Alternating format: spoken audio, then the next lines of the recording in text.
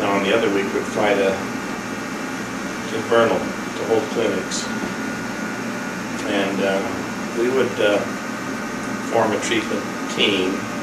I would put my input, the technicians would put in their input, the psychiatrists, everyone would put in their input, and then from that would emerge a diagnosis and a treatment program.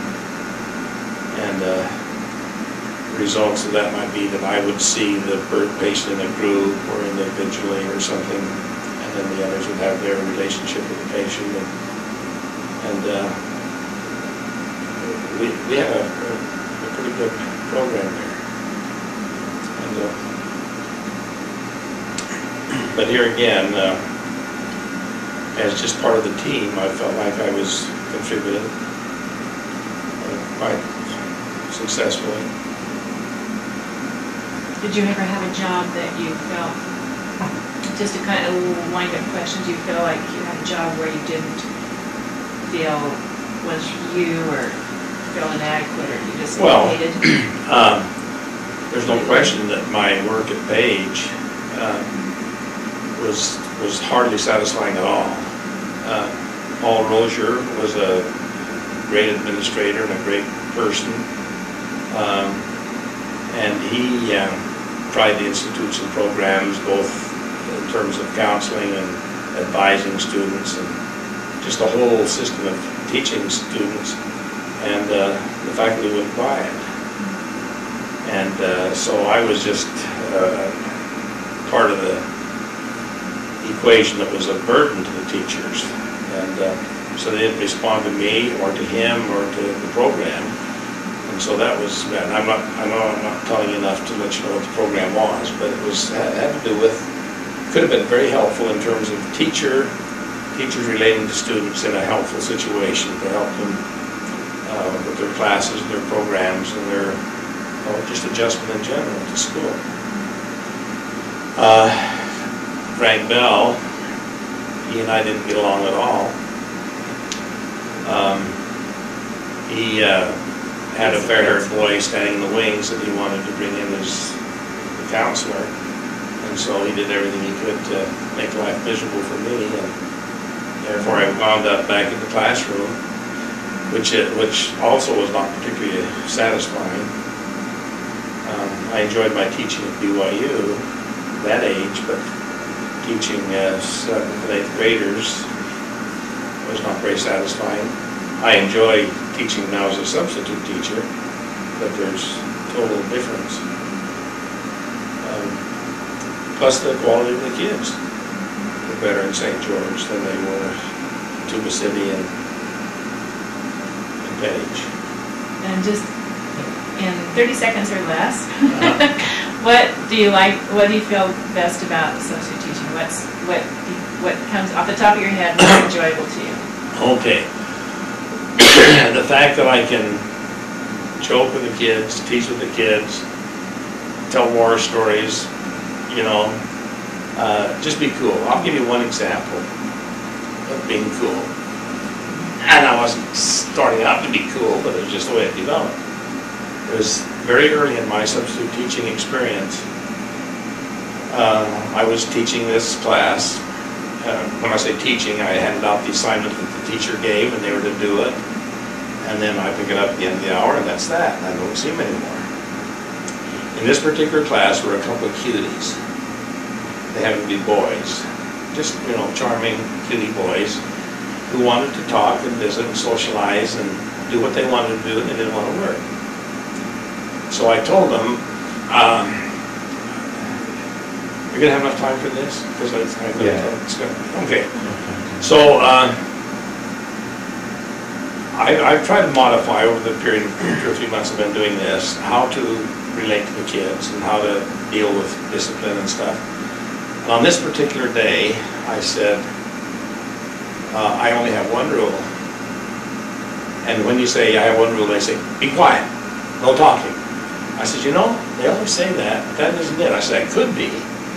But I said, my rule is respect. You respect me and I'll respect you. You respect me by listening when I give instructions. I'll respect you by listening to you when it's your turn to talk. and other ways we can show respect, but relative to class management, those were the things. I said, but I realize we've got to be realistic.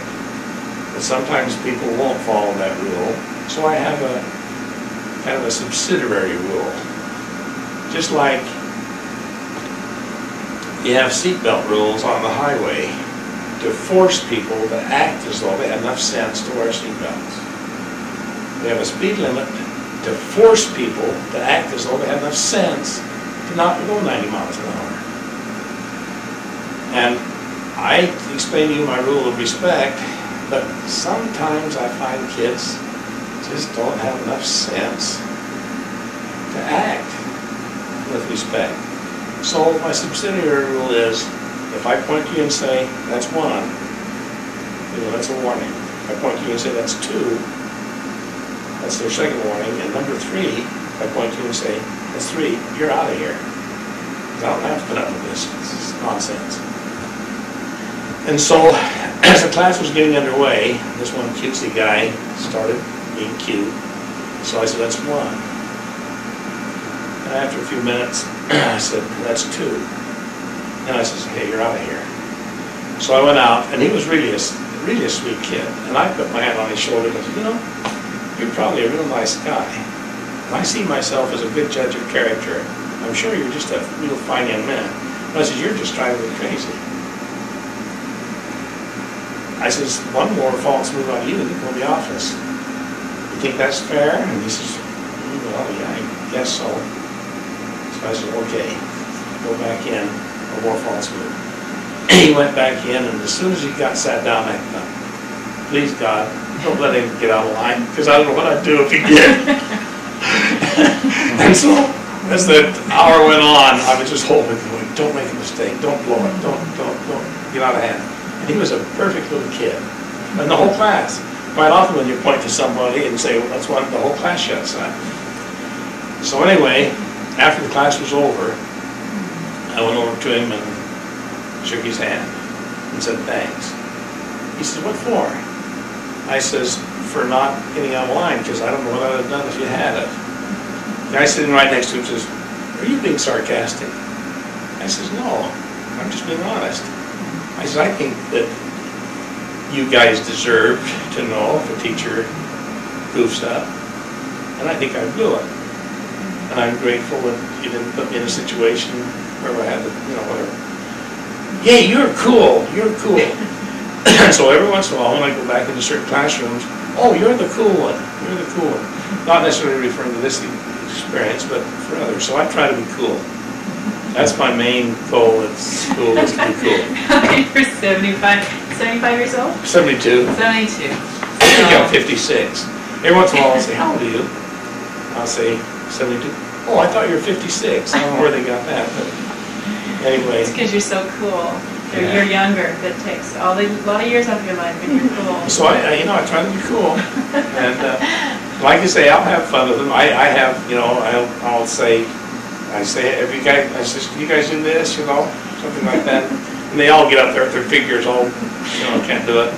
Then I've got a disappearing dollar trick, I con a kid out of $1 and it disappears. And you can't find it. Then I carry my piece of shrapnel that I got hit with during World War II, and they feel that little sharp piece of steel, and just to be cool. And what a nice thing to not have to worry about any other kind of earth-shattering needs. Well, it's kind of like being a grandpa. You can go in there and you can play with them and you can horse around a little bit. Now, I'll have to admit that a couple of weeks ago, with one class, I was a little too playful. And, high fives here and there, and just kind of joking and having fun. And when I said, okay, now it's time to work, but they didn't want to. They wanted to keep horsing around. And it got so bad, I just couldn't shut them up. Just couldn't. So I went over and pushed the button and said, is there someone down in the office who can come up and control this class? So the principal came up. He set him straight real quick. But it's fun to have a little kid come up and say, you're the best substitute we've ever had. or to say, you know, all seriousness, you know, gee, you're good, you're nice. Hope you come again sometime. It's pretty validating when it comes from young people. Yeah. What's the age group of the people you said? K through 12. I've subbed for kindergarten classes, and I prefer actually the high school, because, you know, you give them the project to do, and you just take the role and kind of keep them quiet and productive. And once or twice I've said to class, when we're kind of horsing around the beginning of the class, I'll say, are you wondering why I'm doing this? And they look at you, what do you mean? I said, well, I'm pacing myself. Because if I give you the work to do, which will only take 15 minutes, then for me to control you for the rest of the time, I said, by that time you're going to be going crazy. So if we horse around a little bit now, we visit a little bit now, then you can do the work, and then you can visit quietly for a while, and then by the time the bell rings, you won't be off the walls. And, you know, and I'm open with them on that, and usually get a pretty good response. Well, on that note. So anyways, it's been much more satisfying than my professional work in other places. It's good this came at this point, you know, Yeah. Okay. Well, great. You have some good questions? Well, it's a neat way to do this, isn't it? It is. It's not, everybody doesn't jump in and want Yeah. I mean, to like talk, me. like, she'll be great doing this. Parrish, we appreciate this. What's your turn? Oh, my turn. I don't want to have to sit in front of that. Yeah, sometimes the Right, kids we're will. finished here, so I'm just gonna put some things together and then we'll come on down. Did he call to find out if he's gonna be busy or? Dave? Oh, okay. Okay. Yeah. Okay. Sometimes Okay, if well, we'll hurry. We might be just a few minutes late, but we'll hurry, okay? Well, All right, well, okay, bye. sometimes when I say that's 2, then the next time I'll say that's 2.5.